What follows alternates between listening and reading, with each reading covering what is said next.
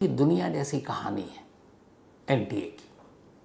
वो एनटीए जो इस वक्त सुर्खियों में है, नेशनल टेस्टिंग एजेंसी, यानी जो इस देश का सबसे बड़ा एग्ज़ाम कंडक्ट कराती है, नीट का एग्ज़ाम, जिसको पढ़ने के बाद डॉक्टरी की पढ़ाई शुरू होती है। इससे बड़ा एग्ज़ाम इस देश में नहीं, अगर स्टूडेंट्स की गिनती के हिसाब से हम बात करें, क्योंकि 20 लाख से ऊपर छात्र स्टूडेंट नीट के एग्ज़ाम में बैठते हैं और कोई दूसरा ऐसा एग्ज़ाम नहीं है उसमें, चाहे आप यूपीएससी को भी जोड़ लें, जिसमें 20 लाख से ज़्यादा स्टूडेंट एक ही दिन एक ही वक्त में एग्ज़ाम दे रहे हों। और इस 20 लाख से ज़्यादा जब स्टूडेंट हो, देश का सबसे बड़ा एग्ज़ाम हो, तो वो एग्ज़ाम सही ढंग से हो, उसके लिए जो तैयारी की जाती है, यकीन मानिए जो बड़े बड़े जासूसी दुनिया में खुफिया ऑपरेशन होते हैं, उससे ये कम नहीं। ये मान लीजिए कि जो हमारी करेंसी छपती है, जो टकसाल में नोट छपते हैं, और वहाँ जो सख्ती बरती जाती है, वहाँ जिस तरीके का इंतज़ाम होता है, उससे भी किसी तरह से कम नहीं। एक ख़ास बिल्डिंग, उस बिल्डिंग के अंदर सिर्फ गिने चुने लोग, और वो जो गिने चुने लोग उस बिल्डिंग तक पहुँचते हैं, पहले उनकी इंक्वायरी होती है, पता किया जाता है ये ईमानदार हैं, इनका कोई रिकॉर्ड तो नहीं है क्रिमिनल, लालची तो नहीं है, ठीक ठाक इज्जत है कि नहीं। और फिर ऐसे कुछ लोगों को शॉर्टलिस्ट किया जाता है। ये होनहार उस्ताद होते हैं अपने सब्जेक्ट के, डॉक्टरी की पढ़ाई के लिए जिस सब्जेक्ट की ज़रूरत है, चाहे वो बॉटनी हो या बायोलॉजी हो या केमिस्ट्री हो। तो देश भर से कुछ ऐसे होनहार उस्तादों को चुना जाता है, कुछ एक्सपर्ट्स को चुना जाता है, जो जनरली यूनिवर्सिटी कॉलेज में पढ़ाते हैं, ख़ासतौर पर फर्स्ट ईयर के स्टूडेंट को। और फिर इन लोगों को सिलेक्ट करने के बाद इन्हें दिल्ली बुलाया जाता है और दिल्ली में एनटीए के हेडक्वार्टर में इन्हें बिठाया जाता है। किन किन लोगों को सिलेक्ट किया गया, ये एक से ज़्यादा लोग हैं तो दूसरे को पता नहीं, दूसरे का तीसरे के बारे में पता नहीं होता, इसलिए ताकि ये ग्रुप बना कर कहीं गड़बड़ ना कर दें। तो कौन कौन पेपर तैयार करने के लिए बुलाया गया है, ये दूसरे को ही पता नहीं होता। फिर ये लोग यहाँ आते हैं, उनसे कहा जाता है कि आप क्वेश्चन पेपर तैयार कीजिए। और इस बिल्डिंग में एंट्री के बाद, इस बिल्डिंग को बाबा आदम के ज़माने की बिल्डिंग बना दी जाती है। बाबा आदम का ज़माना इसलिए कह रहा हूँ कि जहाँ पे कोई टेक्नोलॉजी नहीं, तरक्की की कोई चीज़ निशानी नहीं, मोबाइल फ़ोन, कैमरा, इंटरनेट, ये सब दूर। इस बिल्डिंग में ऐसी कोई भी गैजेट या ऐसा कोई भी हथियार या उपकरण नहीं जिससे आप वहाँ जो कुछ हो रहा है आप उसको रिकॉर्ड कर सकें, कैद कर सकें, अपने साथ ले जा सकें। यहाँ तक कि पेन और पेपर भी नहीं। और वहाँ बैठकर अलग अलग महारथी अपने अपने फील्ड के, अपने अपने सब्जेक्ट के क्वेश्चन पेपर तैयार करते हैं। लेकिन कमाल ये है कि जो क्वेश्चन पेपर तैयार कर रहे हैं उन्हें भी ये पता नहीं है कि उनके इस क्वेश्चन को जो उन्होंने तैयार किया, जिसके लिए बुलाया गया, जिसके लिए उन्हें फीस दी गई है, पैसे दिए गए हैं, वो उस एग्ज़ाम में आएंगे भी कि नहीं।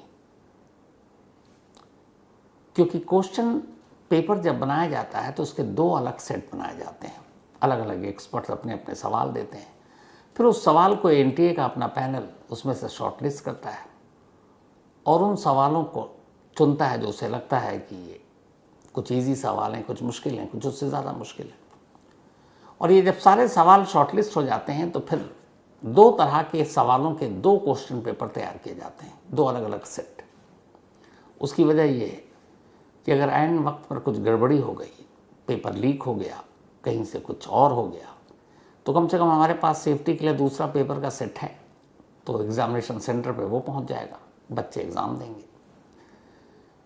तो एक ही एग्ज़ाम के दो क्वेश्चन पेपर सेट हैं अलग अलग, लेकिन इन दोनों पेपर में से कौन सा पेपर एग्ज़ामिनेशन सेंटर तक पहुंचेगा, ये सिर्फ एक आदमी जानता है आखिर, और वो है एनटीए का चीफ, जिसके हाथ में इस देश के सबसे बड़े इम्तिहान को करवाने की जिम्मेदारी होती है। तो जो पेपर तैयार कर रहे हैं उन्हें भी पता नहीं कि उनके सवाल शामिल हैं कि नहीं, और सवाल आ भी गए तो उन्हें ये पता नहीं कि किस पेपर के सेट में है, कौन सा पेपर जो 2 सेट बने वो एग्जामिनेशन सेंटर तक पहुंचेगा, ये भी जानकारी नहीं। जब ये सारी चीज़ें हो गई, पेपर तैयार हो गया, फिर उन लोगों से ये वादा किया जाता है कि आप यहाँ आए, या इस बार आप नीट के पेपर के लिए आपने क्वेश्चन लिखे हैं, ये आप लीक नहीं करेंगे। उनसे बाकायदा अंडरटेकिंग ली जाती है। और यहाँ तक कि खुद एनटीए उनके नामों को बहुत गोपनीय रखता है, जाहिर नहीं करता कि इस बार कौन कौन से ऐसे लेक्चरर, प्रोफेसर हैं जो नीट के एग्ज़ाम के क्वेश्चन लिखने के लिए आए। क्योंकि खुलासा हो जाएगा तो फिर लोग उन्हीं के पीछे रहेंगे। तो ये सारे तामझाम के बाद अब क्वेश्चन पेपर तैयार, 2 सेट बन गया। इसके बाद अब सिर्फ एनटीए के चीफ को पता है, तो उस दोनों सेट जो बन गया है इसी एनटीए की बिल्डिंग में, अब इसे यहाँ से उठाकर प्रिंटिंग प्रेस तक पहुँचाना है। अब प्रिंटिंग प्रेस एक भी हो सकता है और एक से ज़्यादा भी, एक शहर में हो सकता है, एक शहर से ज़्यादा भी। तो अब एनटीए की बिल्डिंग से प्रिंटिंग प्रेस पहुंचाने तक उस क्वेश्चन पेपर की वो निगरानी की जाती है जैसे कोई आप बेशकीमती चीज़, सोना, चांदी, हीरा, ये जब आप ले जाते हैं, ये कैश बड़े बड़े बैंक वाले, तो कैसी उसकी निगरानी होती है, उसी तरीके से जब एनटीए की बिल्डिंग से ये क्वेश्चन पेपर निकलता है, जिस गाड़ी में इसको रखा जाता है उस गाड़ी की जीपीएस से मॉनिटर किया जाता है कि ये गाड़ी रास्ते में कहाँ कहाँ रुकी, ये सीधे प्रेस तक पहुँची कि नहीं पहुँची। उस गाड़ी में एनटीए के लोग होते हैं, सुरक्षा होती है। इसके बाद एक बार जब ये प्रिंटिंग प्रेस पहुंच गया क्वेश्चन पेपर, तब उस प्रिंटिंग प्रेस में भी जिस दिन ये पेपर छपेगा वो टाइम तय होता है, और फिर ये तय होता है कि उस वक्त जब पेपर की छपाई होगी तो उस प्रिंटिंग प्रेस के अंदर कितने लोग होंगे। जिनकी ज़रूरत नहीं है उनमें से एक भी नहीं होगा। बाकायदा प्रिंटिंग प्रेस के सीसीटीवी कैमरे से हर पल की निगरानी की जाती है। और सेम एनटीए की बिल्डिंग की तरह प्रिंटिंग प्रेस में भी मोबाइल फ़ोन, कैमरा या कोई भी ऐसा इलेक्ट्रॉनिक गैजेट जिससे आप सवालों को उतार सकें, उसकी नकल कर सकें, ले जाने की इजाज़त नहीं है। यहाँ तक कि जो एनटीए के स्टाफ इस पेपर के साथ प्रिंटिंग प्रेस में पहुँचे हैं, खुद उनको भी नहीं है, ताकि कहीं से भी इस पेपर की एक झलक किसी कैमरे में, किसी मोबाइल में कैद ना हो जाए, या पेन और पेपर भी ना हो ताकि किसी ने देखा और वो नोट कर ले। अब इतने सारे तामझाम, इतनी सुरक्षा, इसके बाद प्रिंटिंग प्रेस में पेपर तैयार। अब तैयार होने के बाद अगला फेज, उस प्रिंटिंग प्रेस से अब उस क्वेश्चन पेपर को सीधे बैंक ले जाया जाता है और बैंक के लॉकर में रखा जाता है। बैंक में भी जब ये पेपर ले जाया जाता है तो जीपीएस की गाड़ियों से उसको फॉलो किया जाता है, और उस बैंक में पहले बैंक के जो बड़े अफसर हैं उनसे बात होती है, और एक लॉकर, और उस लॉकर में रखने के बाद उस लॉकर की सीसीटीवी कैमरे से 24 घंटे की निगरानी कि किसी ने लॉकर खोला तो नहीं। अब बैंक के अंदर लॉकर में क्वेश्चन पेपर रख गया। अब इसके बाद बारी आती है आखिरी फेज की। अब इम्तिहान होना है, और इम्तिहान न सिर्फ देश के अंदर बल्कि देश के बाहर भी कई शहरों में। ये एनटीए की एक प्रेस रिलीज है। इस रिलीज में डेटा दिया हुआ, और इसको देश का मैंने सबसे बड़ा एग्ज़ाम क्यों कहा आप खुद उसी में देखिए, और ये प्रेस रिलीज भी है, उसमें साफ साफ लिखा हुआ है। ये एग्ज़ाम जो नीट का अभी 3 मई को हुआ,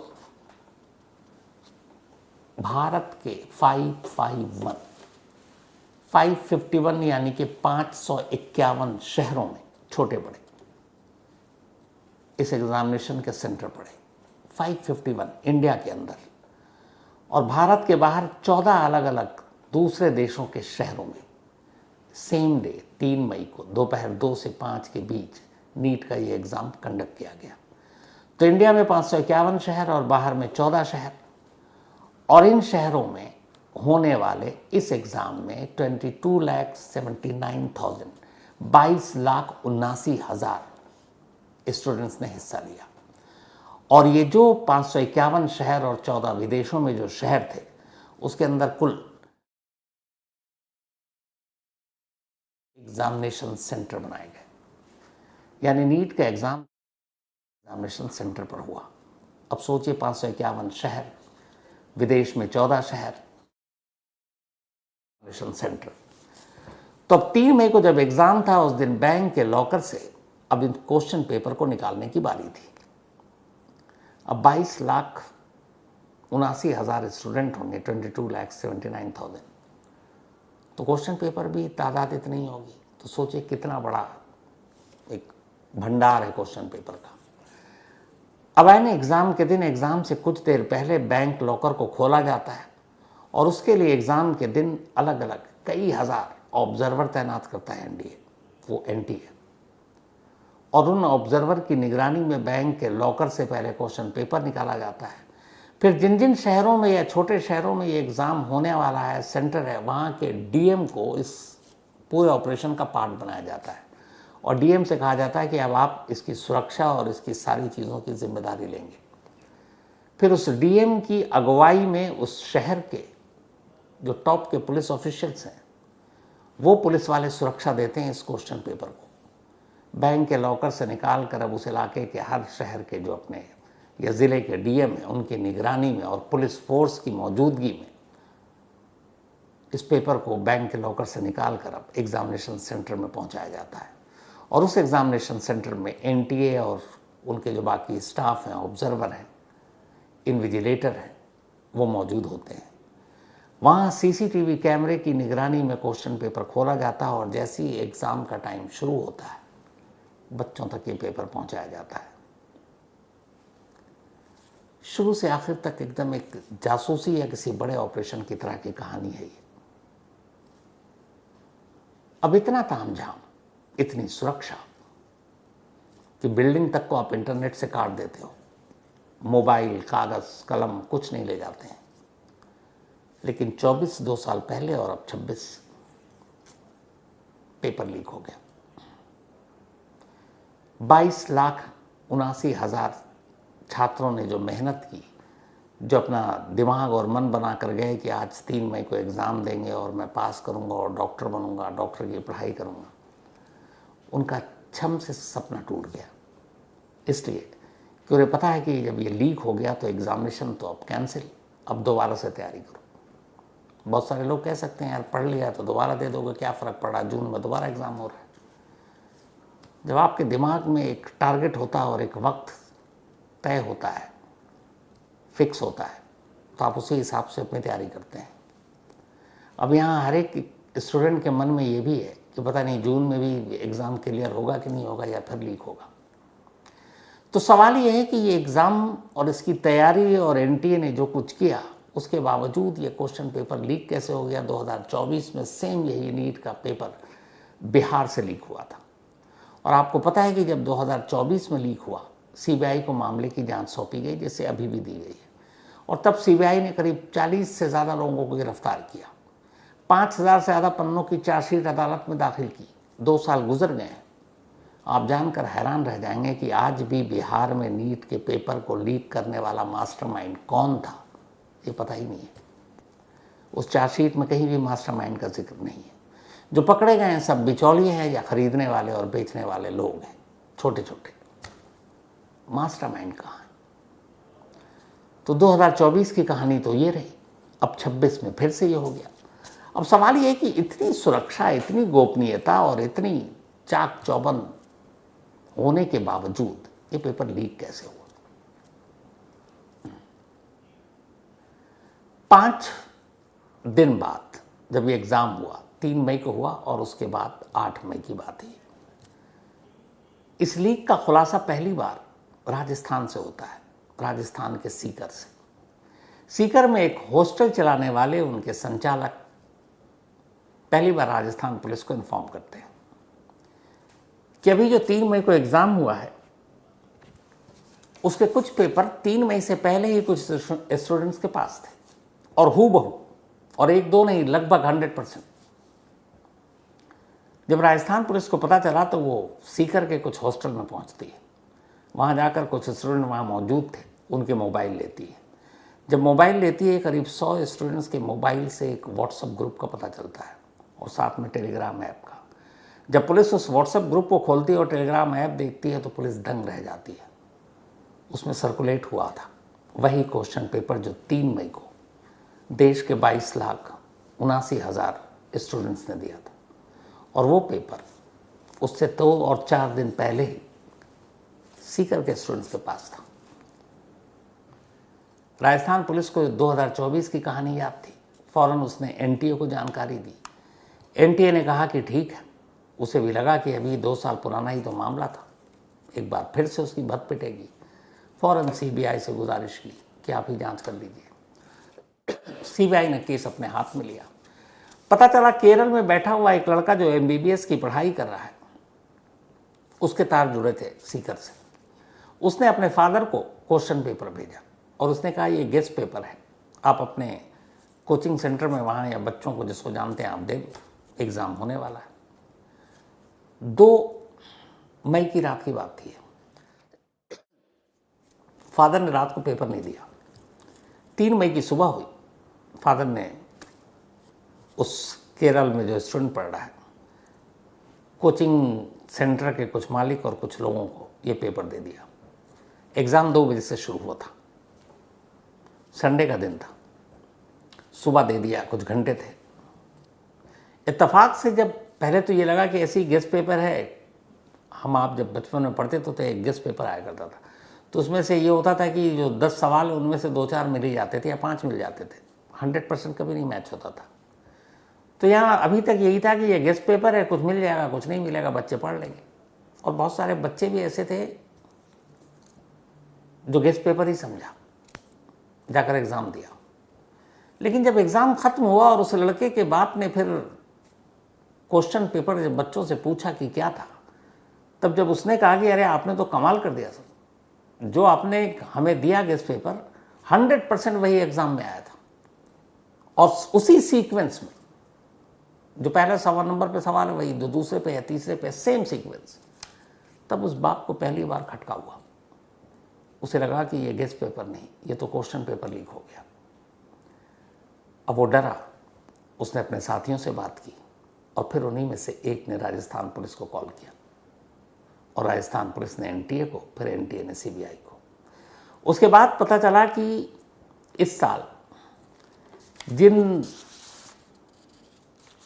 माहिर उस्तादों यानी एक्सपर्ट्स जो अलग अलग सब्जेक्ट के हैं, सवाल बनाने के लिए एनटीए ने कांटेक्ट किया, उनकी पूरी उनका कैरेक्टर बायोडेटा सब देखा और उनमें से कुछ लोगों को बुलाया।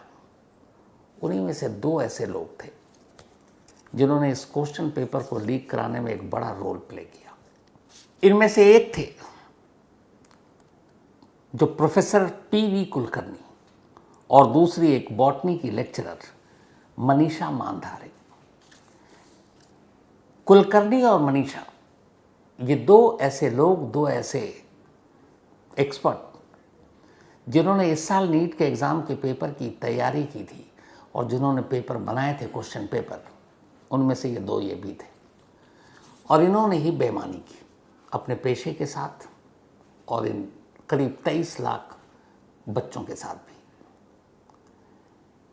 इनमें से एक ब्यूटिशियन थी, एक और वो पुणे की, और उस ब्यूटिशियन ने, उसका भी नाम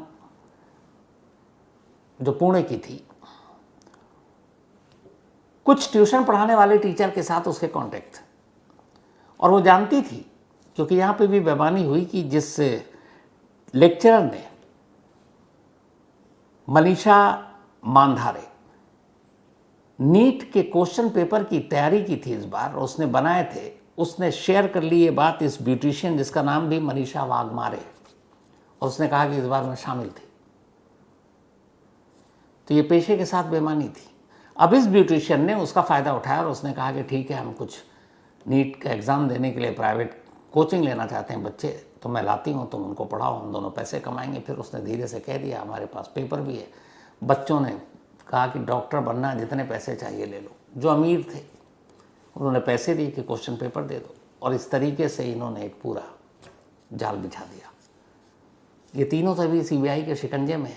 फिर धीरे धीरे इनसे पता चला तो पता चला और भी ऐसे लोग हैं, 10 तो अरेस्ट हो चुके हैं। लेकिन ये सिर्फ इनके बस की बात नहीं थी। देश के सबसे बड़े एग्ज़ाम की चोरी करना 2-4 लोगों के बस की बात नहीं है। इसके लिए एक ताकतवर नेटवर्क चाहिए और एक ऐसा शख्स, एक ऐसी हस्ती जिसकी एनटीए में तूती बोलती हो। पर सवाल ये है कि क्या सीबीआई उस मास्टरमाइंड तक पहुंच पाएगी? क्योंकि 2024 के जो नीट एग्ज़ाम पेपर लीक हुआ है उसका मास्टरमाइंड तो आज तक हाथ नहीं आया। तो इस बार भी क्या बिचौलियों को ही पकड़कर बस केस को निपटा दिया जाएगा? अब अगर यही मान लीजिए कि ये पेपर लीक की खबर नहीं आई, हम आए दिन खबरों में सुनते रहते हैं, आप भी सुनते होंगे, कि डॉक्टरों की लापरवाही से किसी मरीज की जान चली गई। अब जरा सोचिए, जो डॉक्टरी के चोर या डकैत हैं, पैसे देकर या पैसे लेकर क्वेश्चन पेपर खरीदते और बेचते हैं और फिर डॉक्टर बन जाएंगे, जिनकी अपनी कोई सलाहियत नहीं, कोई टैलेंट नहीं। और ऐसे लोग जब डॉक्टर बनेंगे तो फिर देश और समाज का क्या होगा? क्योंकि वो तो चोरी और बेईमानी से डॉक्टर बने हैं, उनके अंदर वो टैलेंट नहीं है, तो फिर असर समाज पर दिखेगा और फिर इसी तरह की खबरें आएंगी कि डॉक्टर की लापरवाही से मरीज की जान चली गई। जब आपको अपना काम ही नहीं पता, जब आप अपने दम या अपने बलबूते पर एग्ज़ाम ही पास नहीं कर सकते, जब आप मेडिकल की बारीकियों को समझते ही नहीं हैं और सिर्फ पैसे के बलबूते पर डॉक्टर बन जाएंगे, तो फिर क्या इलाज करेंगे और क्या मरीज को ठीक करेंगे? 148 करोड़ हैं इस वक्त हम लोग, पूरे देश की आबादी, और एक डेटा के मुताबिक हर साल हमारे देश में 95 लाख लोगों की मौत होती है, 95 लाख। अब आबादी ज़्यादा है, 148 करोड़, एग्जैक्ट 147.6 करोड़ है, 95 लाख लोगों की मौत होती है। अब जाहिर सी बात है, इनमें से कुछ नेचुरल मौत है, उम्र की वजह से, और लेकिन एक बड़ी तादाद, इन 95 लाख लोग जो मरते हैं, उनमें से उनकी है जो बीमारी की वजह से मरते हैं, और ख़ास तौर पर इनमें भी 4 बीमारी जो हिंदुस्तान में सबसे ज़्यादा लोगों की जान लेती है। उनमें से एक है दिल की बीमारी, एक है फेफड़े की बीमारी, एक है टीबी और एक है कैंसर। ये 4 ऐसी बीमारियां हैं जो 95 लाख मौतों में सबसे ज़्यादा अपना हिस्सा देती हैं। लेकिन इन बीमारों के इलाज के लिए हमारे देश में करीब 1 लाख से ऊपर अस्पताल हैं, पूरे भारत में 1 लाख। इनमें से 36,626 36,626 गवर्नमेंट हॉस्पिटल है, छोटे बड़े मिलाकर, जबकि 44,000 प्राइवेट हॉस्पिटल है। तो 148 करोड़ की आबादी, 95 लाख हर साल मौत, और करीब 1 लाख सरकारी और प्राइवेट हॉस्पिटल।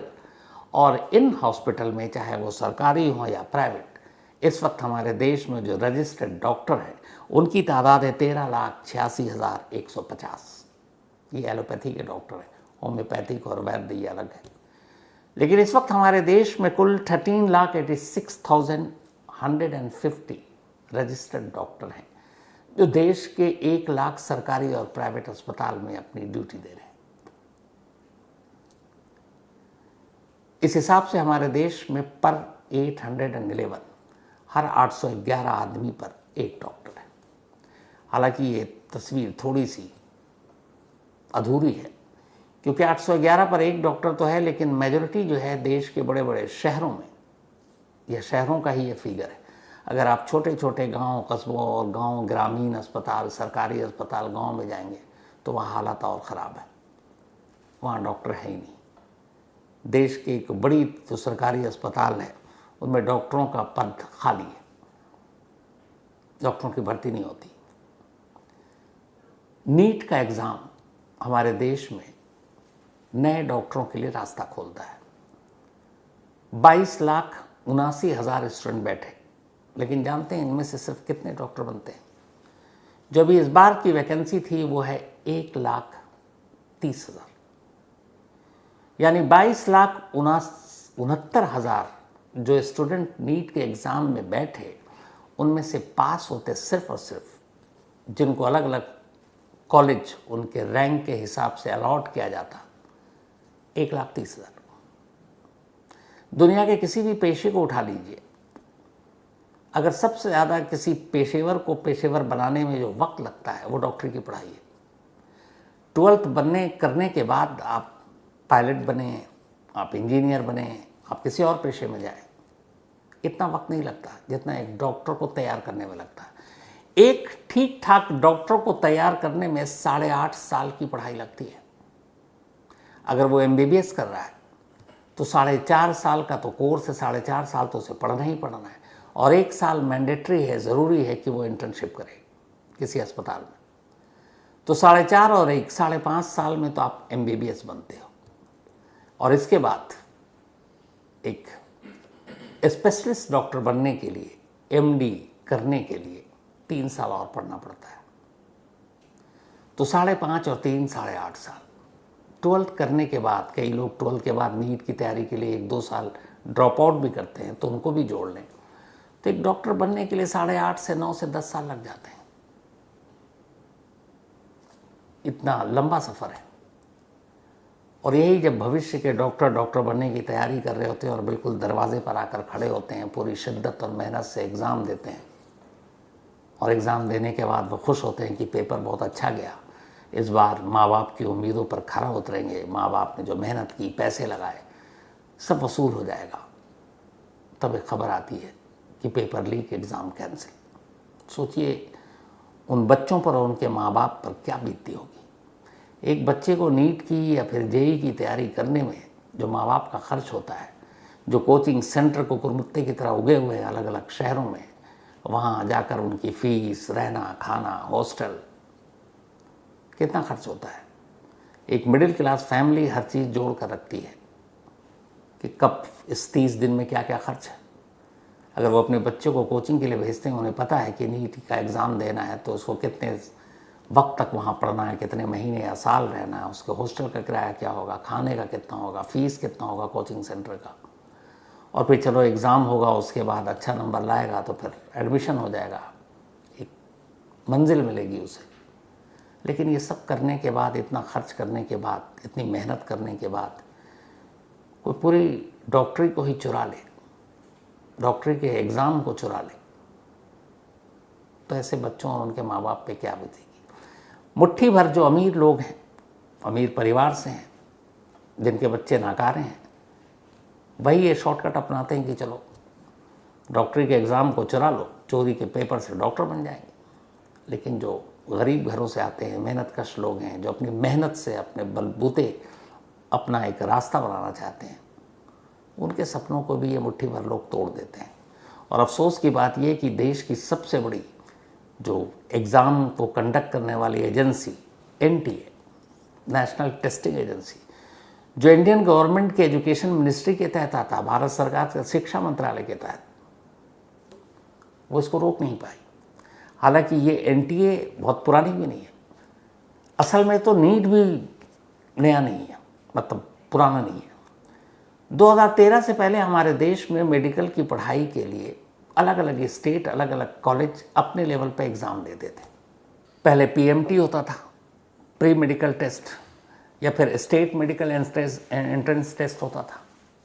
हरियाणा, महाराष्ट्र, पंजाब, बिहार, बंगाल, ये सब अपने अपने स्टेट पे करते थे। या फिर बड़े बड़े कॉलेज, जो CBSE है, जो हमारे 10वीं 12वीं के बोर्ड का एग्ज़ाम कराती है, वो all India pre medical test कराती थी। एम्स जैसे मशहूर हॉस्पिटल, इनका अपना होता था।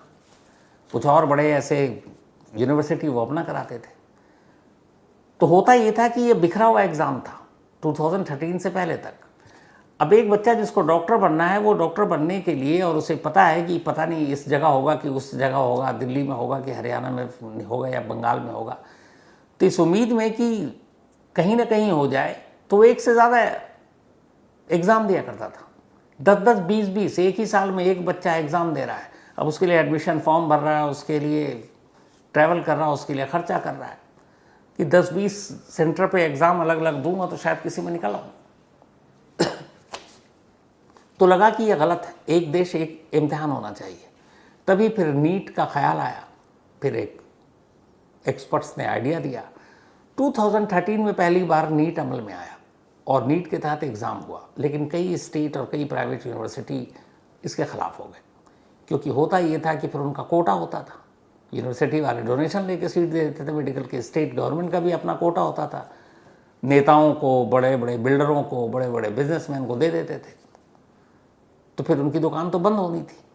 तो वो खिलाफ हो गए, सुप्रीम कोर्ट पहुंच गया। सुप्रीम कोर्ट ने नीट पर रोक लगा दी। 2013 में शुरू और रोक लगा दी। रोक चलती रही, 2016 आ गया। 2016 में फिर कुछ सुझावों के बाद, कुछ सुधारों के बाद नीट की वापसी हुई और फिर 2017 में नीट का एग्ज़ाम ऑल इंडिया लेवल पर शुरू हुआ और 17 से आज 26 तक ये जारी है। लेकिन वक्त बदलने के साथ जिस तरीके से एग्ज़ाम होना चाहिए, अफसोस एनटीए उसे कराने में नाकाम रहा। और उससे भी बड़े अफसोस की बात यह है कि पिछले जब भी इस तरह के पेपर लीक हुए हैं, आज तक मास्टरमाइंड तक हमारी सीबीआई नहीं पहुंची है। जबकि ये सिंपल सी बात है कि इतने बड़े पैमाने पर देश के सबसे बड़े एग्ज़ाम को अगर कोई चुराने निकला है तो छोटे मोटे मुट्ठी भर लोग नहीं होंगे, इसमें ताकतवर लोग होंगे, एक पूरा नेटवर्क होगा। बट ये नेटवर्क कहाँ तक जाता है पता नहीं, कभी इसकी सच्चाई सामने आ भी पाएगी कि नहीं। खैर, तो ये थी अफसोसनाक कहानी उन तमाम बच्चों की 22,69,000 जो एग्ज़ाम में बैठे, मेहनत किया, एग्ज़ाम दिया। कईयों ने बहुत अच्छा भी दिया होगा, पर उनकी खुशियों पे पानी फेर दिया मुट्ठी भर लोगों ने। आइंदा ऐसा ना हो, इन्हीं दुआओं के साथ आज की कहानी में फ़िलहाल इतना ही। अब आपसे मुलाकात होगी कल रात 9 बजे किसी नई कहानी के साथ। तब तक अपना और अपनों का ख्याल रखिएगा। Thank you very much.